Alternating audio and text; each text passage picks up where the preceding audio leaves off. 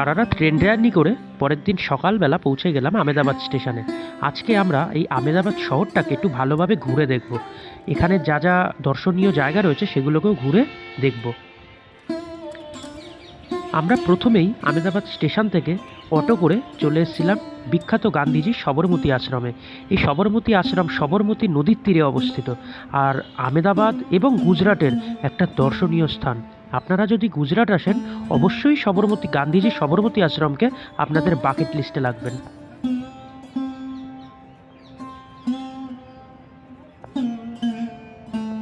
এই আশ্রমের ভেতরের পরিবেশটা কিন্তু বাইরের থেকে সম্পূর্ণ আলাদা। ভেতরে আপনি যেদিকেই তাকাবেন দেখতে পাবেন গাছ এবং পাখি চারিদিকে রয়েছে, আর জায়গাটা শান্ত স্নিগ্ধ। এখানে না আছে কোনো চেঁচামেচি, না আছে শহরের কোলাহল। মনে হবে যেন শহরের মধ্যেই একটা শহরের অন্য একটা প্রান্তে চলে এসেছেন, যেখানে চারিদিকটাতেই শুধু শান্তি। গান্ধীজির এই আশ্রমে গান্ধীজির সময়কার বিভিন্ন পুরনো জিনিস এখানে সংরক্ষণ করে রাখা আছে। আপনি এদিকে যেদিকেই তাকাবেন গান্ধীজির ব্যবহৃত জিনিস, গান্ধীজির ব্যবহৃত চিঠি, গান্ধীজির হাতের লেখা সব কিছু দেখতে পাবেন। এখানেও অনেক কিছু লেখা আছে। ভালো করে পড়তে চাইলে ভিডিওগুলোকে একটু পজ করে পড়বেন, দেখবেন যখন এগুলো সম্পর্কে জানতে পারবেন দেখবেন সেই জিনিসটাকে আরও ভালোভাবে আপনারা উপভোগ করতে পারছেন। তা যাই হোক, এই জায়গাটা হচ্ছে গান্ধী আশ্রমের মিউজিয়ামের সামনে। এখানে ভেতরে একটা মিউজিয়াম রয়েছে যেখানে গান্ধীজির ব্যবহৃত জিনিসপত্র এবং সেই সময়কার বিভিন্ন লেটার, তার লেখা লেটার, তার হাতে লেখা কিছু ডায়েরি, এসব কিছুই কিন্তু এই ভেতরে রয়েছে। এই ধীরে ধীরে এই মিউজিয়ামের মধ্যে ঢুকে পড়লাম। এখানে গুজরাটি ভাষায় কিছু লেখা আছে, কিন্তু আমি তো গুজরাটি জানি না, তাই সেটা পড়তে পারলাম না। এখানে হিন্দিতে লেখা আছে, চাইলে আপনারা পজ করে পড়তে পারেন। আমি যতটা সম্ভব চেষ্টা করেছি জায়গাগুলোকে যাতে ভালোভাবে আপনাদের দেখানো যায়। আমি একা ঘুরছি সেটা না, আমার সাথে যাতে আপনারাও এই জায়গাটাকে ভালোভাবে বুঝতে পারেন, সেই জন্য আমি পুঙ্খানুপুঙ্খভাবে এই ভিডিওটাকে বানিয়েছি। হ্যাঁ, হয়তো ভিডিওটার লেন্থ একটু বড় হতে পারে, কিন্তু আমি চেষ্টা করেছি এই গান্ধীজি সবরমতী আশ্রমটাকে ভালোভাবে আপনাদের সামনে তুলে ধরার। এইখানটায় গান্ধীজির সত্যাগ্রহ আন্দোলনের সেই সময়কার যে নিউজ পেপারে যা বেরিয়েছিল, যে আর্টিকেলগুলো বেরিয়েছিল, এখানে কিন্তু সেই আর্টিকেলগুলোকেই সংরক্ষণ করে রাখা আছে। জায়গাটা কিন্তু খুব সুন্দর। আর হ্যাঁ, এই জায়গাটাকে ভালোভাবে জানতে গেলে, ভালোভাবে বুঝতে গেলে এবং সবকটা জিনিসকে ভালোভাবে পড়ে দেখতে গেলে একদিনে ঘোরা সম্ভব নয়, এটা আমি বুঝতে পেরেছি। কিন্তু আমাদের হাতে তো একটা দিনই ছিল, একটা দিন বলাও ভুল, একটা বেলা ছিল। তাই একটা বেলার মধ্যেই যতটুকু সম্ভব আমরা চেষ্টা করেছি এই জায়গাটাকে ভালো করে দেখার। এখানে গান্ধীজির এই জায়গার কালচার, সংস্কৃতি কী সেই জায়গা নিয়েও কিন্তু একটা ছোট মিউজিয়াম আছে। এখানে সেই সময়কার কিছু গান বাজনা, কী ধরনের গান করা হতো, কী ধরনের যন্ত্রাংশ ব্যবহার হতো, তারপর কিছু গানের লিরিক্স, বিভিন্ন কিছু কিন্তু লেখা রয়েছে। এই সম্পর্কিত বিভিন্ন জিনিস এই মিউজিয়ামে কিন্তু দেখতে পাবেন আপনারা। এখানে গান্ধীজির হাতে লেখা কিছু জিনিস রয়েছে। আর এইটা জায়গাটা দেখুন, ওপরটাও কত সুন্দরভাবে বানানো এই মিউজিয়ামটা। এত ভাল লাগছে ভেতরটা, না আসলে বলে বোঝানো যাবে না, খুব সুন্দর।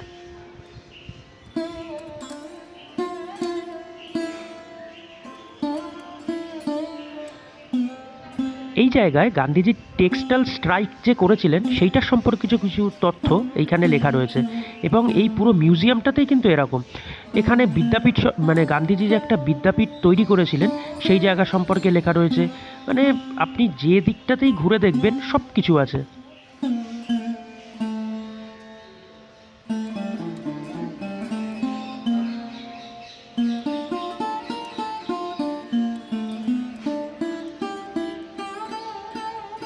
এইখানটায় গান্ধীজির সত্যাগ্রহ আন্দোলন সম্পর্কে আর্টিকেলগুলো, সেই সময়কার নিউজ পেপারে যে আর্টিকেলগুলো বেরিয়েছিল সেগুলো সম্পর্কে লেখা রয়েছে। হ্যাঁ, আমি তো ভিডিওগুলো করে এনেছি, কিন্তু সবগুলো পড়ে দেখা সম্ভব হয়নি, কেননা অতটা সময় আমাদের হাতে ছিল না। যাই হোক, যতটুকু পেরেছি করে এনেছি। এই ভিডিওগুলোকে পজ করে সেই আর্টিকেলগুলো পড়লে হয়তো জানা যাবে। তা এই জায়গাটা গান্ধীজির জীবনের সমস্ত পুঙ্খানুপুঙ্খভাবে সব কিছু এই মিউজিয়ামের মধ্যে ধরা আছে। আপনারা সময় করে যদি দেখেন তাহলে কি বুঝতে পারবেন যে গান্ধীজি কত রকম কষ্টের মধ্যে দিয়ে, কত আন্দোলনের মধ্যে দিয়ে ভারতবর্ষের স্বাধীনতায় গুরুত্বপূর্ণ অবদান রেখেছিলেন।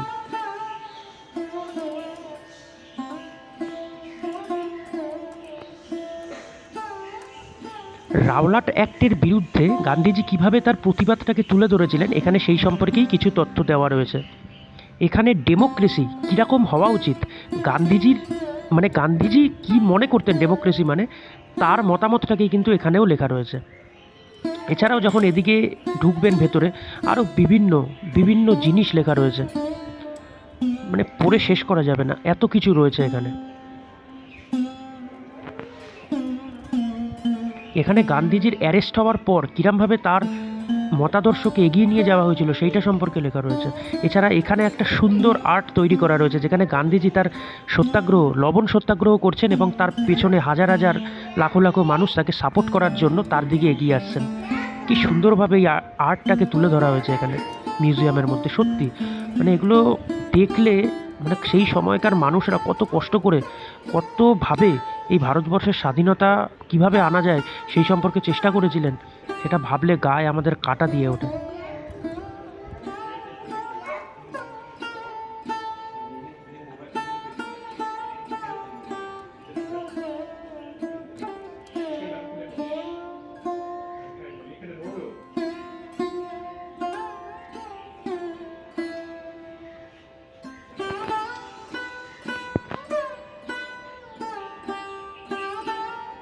এইখানটায় লবণ সত্যাগ্রহ যখন গান্ধীজি করেছিলেন সেই সময়কার নিউজ পেপারে যে আর্টিকেলগুলো বেরিয়েছিল সেগুলোকে সংরক্ষণ করে করে রাখা আছে এখানে। আরও অনেক কিছু আছে এখানে, আরও অনেক কিছু না দেখলে, না বুঝলে, এই জায়গাটাকে না চিনলে গান্ধীজি সম্পর্কে আমরা যেটুকু জানি তার থেকে আরও অনেক কিছু এখানে না আসলে আমরা জানতে পারবো না। এখানে কস্তুরবার সম্পর্কে কিছু লেখা রয়েছে। গান্ধীজির সঙ্গে কস্তুরবা কিভাবে তার আন্দোলনটাকে এগিয়ে নিয়ে যাবে, কিভাবে মহিলাদেরকে এই আন্দোলনের মধ্যে আরও নিয়ে আসতে পারবে, সেই সম্পর্কে কিন্তু এখানে কস্তুরবার অবদান লেখা রয়েছে। এছাড়াও এখানে একটি কস্তুরবার সম্পূর্ণ একটা সাইড, এই মিউজিয়ামের একটা সাইড কিন্তু পুরো কস্তুরবাকে নিয়েই করা রয়েছে। আর এখানে একটা কস্তুরবার মূর্তিও করা রয়েছে, খুব সুন্দর এটা।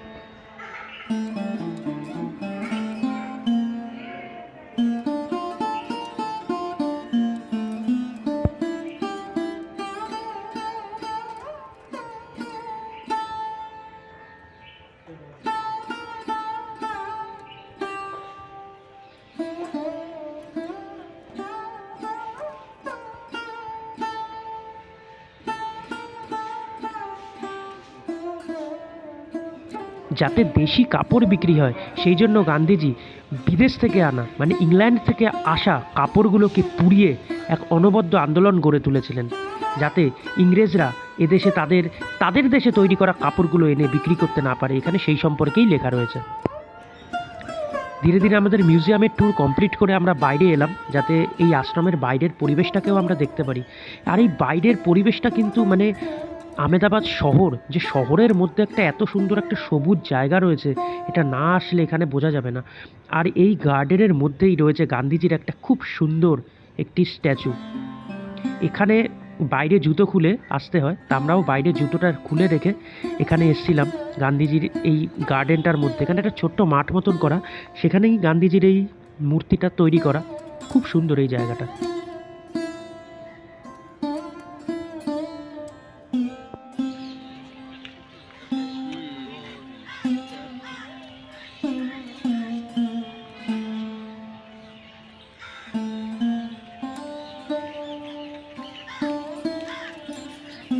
যে সবরমতী নদীর তীরে এই গান্ধীজির গান্ধী আশ্রম গড়ে উঠেছে, সেই সবরমতী নদীরই তীরে একটি সুন্দর ঘাট করা আছে।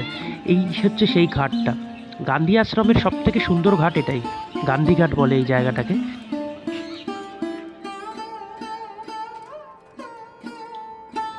এটিই হলো সেই ঘর, যেই ঘরে গান্ধীজির ব্যবহার করা সে বিখ্যাত চরকা রাখা রয়েছে।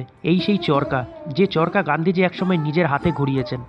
আজ এই চরকাগুলো হয়তো শোপিস হিসাবে রাখা আছে, কিন্তু একসময় এই চরকাগুলো দিয়েই গান্ধীজি ব্যবহার করতেন গান্ধীজি সেই সময়।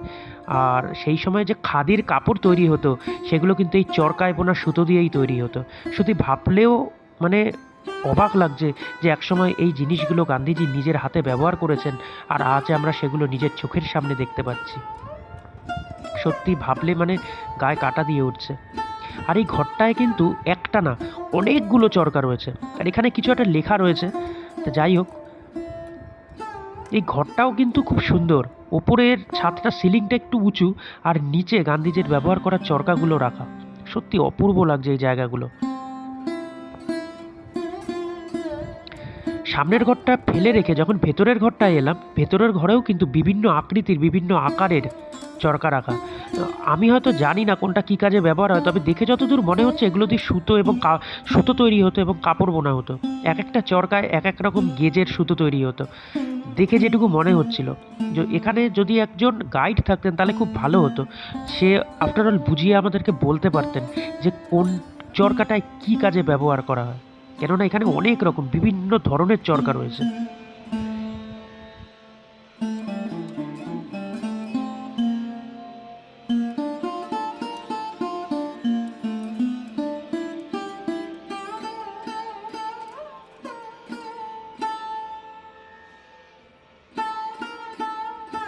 শুধু চরকাই না, এখানে কাপড় বোনার বিভিন্ন রকম অন্যান্য যন্ত্রাংশও কিন্তু রয়েছে, যে জিনিসের অনেক কিছুর আমি নামই জানি না। আর সামনে সেই জিনিসেরই তৈরি করা কাপড়গুলো ডিসপ্লে হিসাবে ঝোলানো আছে। আর রয়েছে কিছু গান্ধীজির নিজের হাতে লেখা কিছু কাগজ। আর সারা দেয়ালে কিন্তু বিভিন্ন রকম ছবি আঁকা রয়েছে, যেগুলো দেখতে খুব ভাল লাগছে। আর এইখানটা দেখুন, এইখানেও কিন্তু গান্ধীজির ব্যবহৃত একটা চরকা রয়েছে। আর এই সামনে এই ধরনের চরকাটা দেখুন, এটা হয়তো একটু পরে তৈরি হওয়া, কেননা দেখতে কিছুটা সাইকেলের রিংয়ের মতো লাগছে, কিন্তু পেছনে যে কাঠের চরকাটা রয়েছে সেটাও কিন্তু গান্ধীজি নিজের হাতে ব্যবহার করেছেন। এবার ওই চরকার রুম থেকে বেরিয়ে এসে যখন বাইরে বেরোলাম, এই জায়গাটাতেও কিন্তু গান্ধীজির ব্যবহার করা বিভিন্ন জিনিসপত্র রয়েছে, যে জিনিসগুলো গান্ধীজি নিজে ব্যবহার করতেন, এবং সেই সময় তার সাথে যারা পরিচিত লোকজন ছিল তাদের ছবিও কিন্তু গান্ধীজির সাথে এখানে দেওয়া রয়েছে।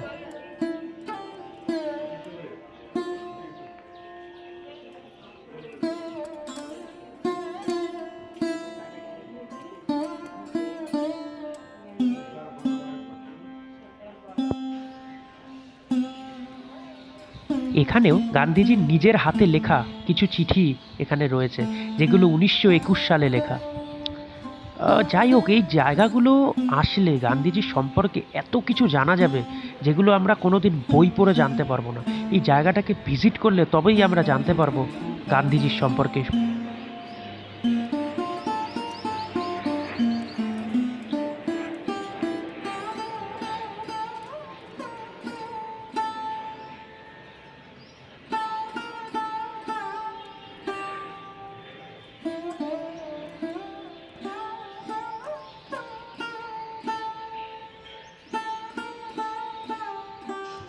এইখানটায় পুরো সবরমতী গান্ধী আশ্রমের একটা ছোট স্কেল মডেল তৈরি করা রয়েছে। এই মডেলটা দেখলে এই পুরো গান্ধী আশ্রমটার কোথায় কি রয়েছে এবং কোন জায়গা দিয়ে, কোন রাস্তা দিয়ে গেলে কোনটা আগে পড়বে কোনটা পরে পড়বে, পুরোটা কিন্তু জানা যায়। এখানে সেগুলো সম্পর্কে 1 2 3 4 করে এরমভাবে পয়েন্ট করে করে লেখাও আছে কোনটা কি।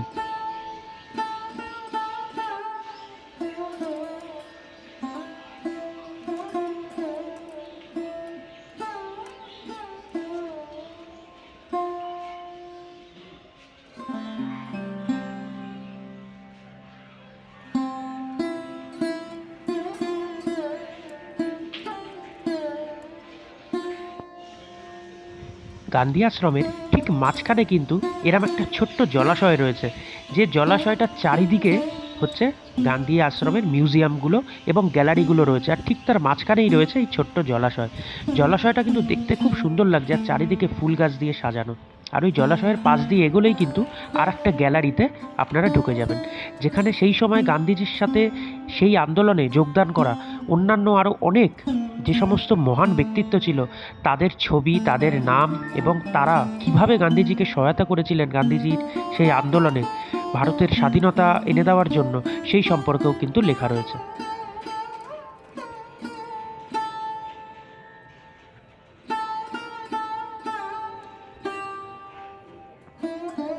এই পুরো গ্যালারিটাই কিন্তু একটা আর্ট গ্যালারি, পুরোটাই হাতে আঁকা। খুব সুন্দর এই জায়গাটা।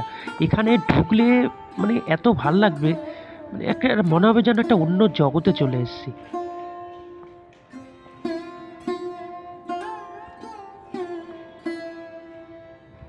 এখানে গান্ধীজির বিভিন্ন সময়ের বিভিন্ন আন্দোলনের যে চিত্রগুলো ছিল সেগুলোকে হাতে এঁকে খুব সুন্দরভাবে এখানে প্রকাশ করা হয়েছে।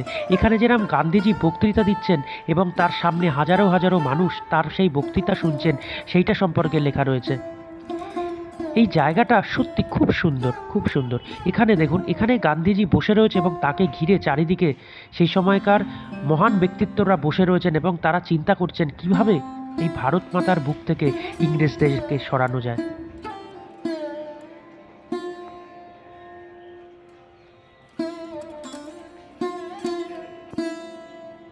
এরপর আমরা আর্ট গ্যালারি থেকে বেরিয়েই প্রবেশ করলাম আর একটা নতুন গ্যালারিতে।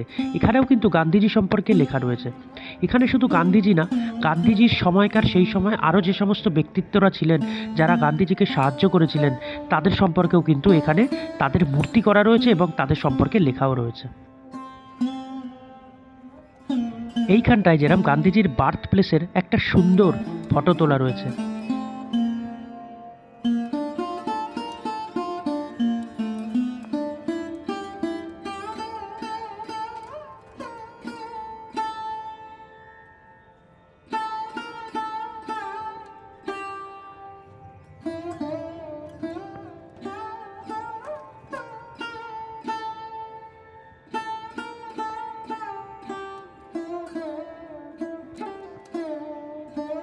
এখানে এসে এগুলো পড়ে এখানে এমন অজানা অনেক ব্যক্তিত্বদের সম্পর্কে জানতে পেরেছি যাদেরকে আমি অন্তত আগে চিনতাম না, কিন্তু আজ তাদের সম্পর্কে জেনে খুব ভালো লাগলো। এটা বুঝলাম যে এনারাও ভারতবর্ষের স্বাধীনতায় এক অবদান রেখে গেছেন এবং গান্ধীজির সাথে তালে তাল মিলিয়ে তার আন্দোলনটাকে সাফল্যমণ্ডিত করার জন্য এই ভারত মাতার বুকে দাঁড়িয়ে ইংরেজদেরকে চোখ দেখিয়ে আমাদের দেশকে স্বাধীন করার জন্য এক সংকল্প গড়ে তুলেছিলেন। সত্যি এগুলো জানলে খুব ভাল লাগে।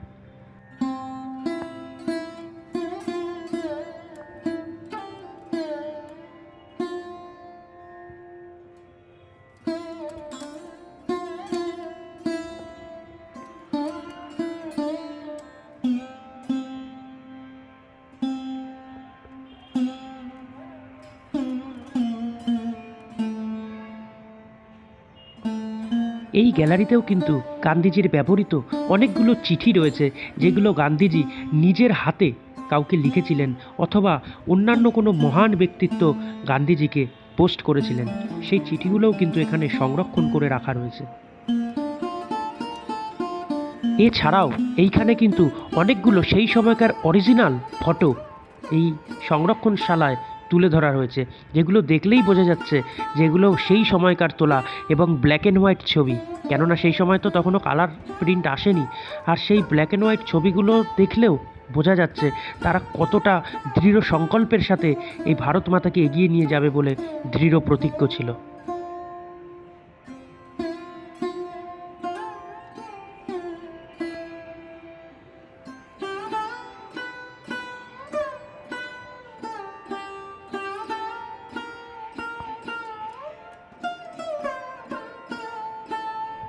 দেখতে দেখতে পুরো একটা গোটা বেলা এখানে চলে গেল, কিন্তু মনে হলো যেন কিছুই জানতে পারলাম না এই জায়গাটার সম্পর্কে।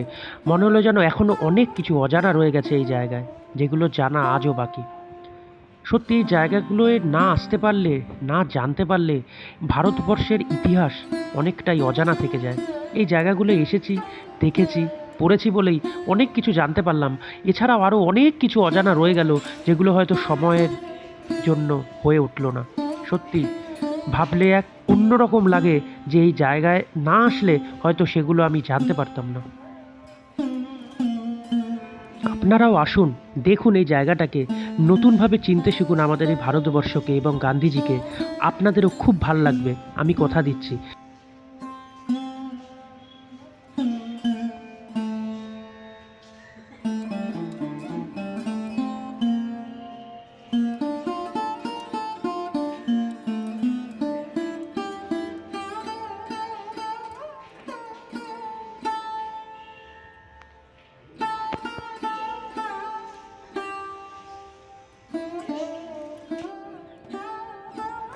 মিউজিয়াম এবং গ্যালারি, আর্ট গ্যালারি এগুলো দেখে অবশেষে আবার চলে এলাম গান্ধীজির সবরমতী আশ্রমে, সবরমতী নদীর তীরে একটি খোলা প্রান্তরে।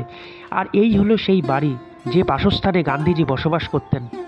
আজ সেই জায়গাটিকে সংরক্ষণ করে নতুনভাবে আমাদের সামনে তুলে ধরা হয়েছে, যাতে আমরাও জানতে পারি, বুঝতে শিখি কিভাবে গান্ধীজি সেই সময় থাকতেন, এবং আমরা এই জায়গাটাকে সম্পর্কে যেন আরও নতুনভাবে চিনতে শিখি। এগুলোই হলো সেই জানলা যেগুলো দিয়ে গান্ধীজি একসময় বাইরের প্রকৃতি দেখতেন, এবং এগুলো হলো সেই গান্ধীজির ব্যবহার করা কিছু জিনিস, যে জিনিসগুলো আজ হয়তো আমাদের কাছে অকেজো হয়ে রয়েছে, কিন্তু সেই সময় গান্ধীজি এগুলো ব্যবহার করতেন। কিন্তু আজ এগুলো অকেজো হলেও এর মূল্য কিন্তু অপরিসীম।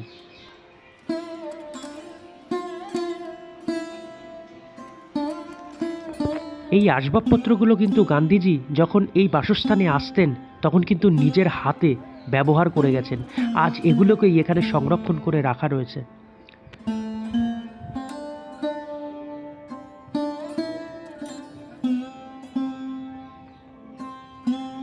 গান্ধীজির ঠিক ঘরের মাঝখানেই ছিল এরম একটা ছোট্ট সুন্দর খোলা জায়গা, আর এই খোলা জায়গা দিয়েই সামনে দেখা যেত সুন্দর বাগান।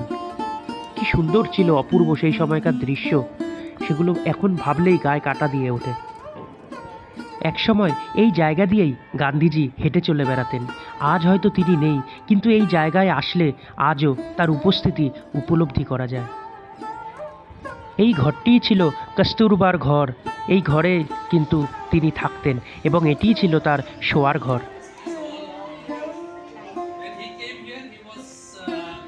এই ঘরগুলোকে নতুনভাবে রেনোভেশন করা হলেও ঘরগুলোর মূল স্ট্রাকচারে কিন্তু কোনো পরিবর্তন করা হয়নি।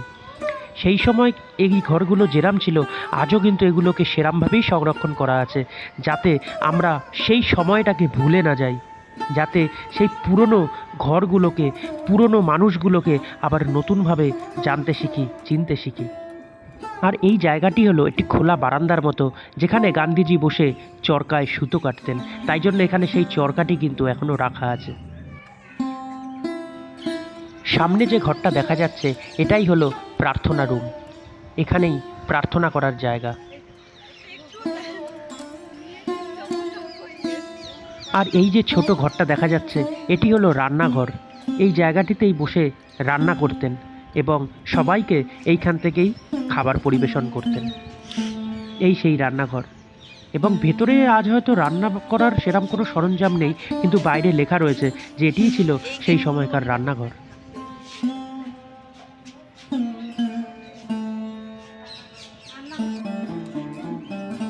প্রায় বিকেল হয়ে গেল, পুরো একটা বেলা এখানে কিভাবে যে কেটে গেল বুঝতেও পারলাম না।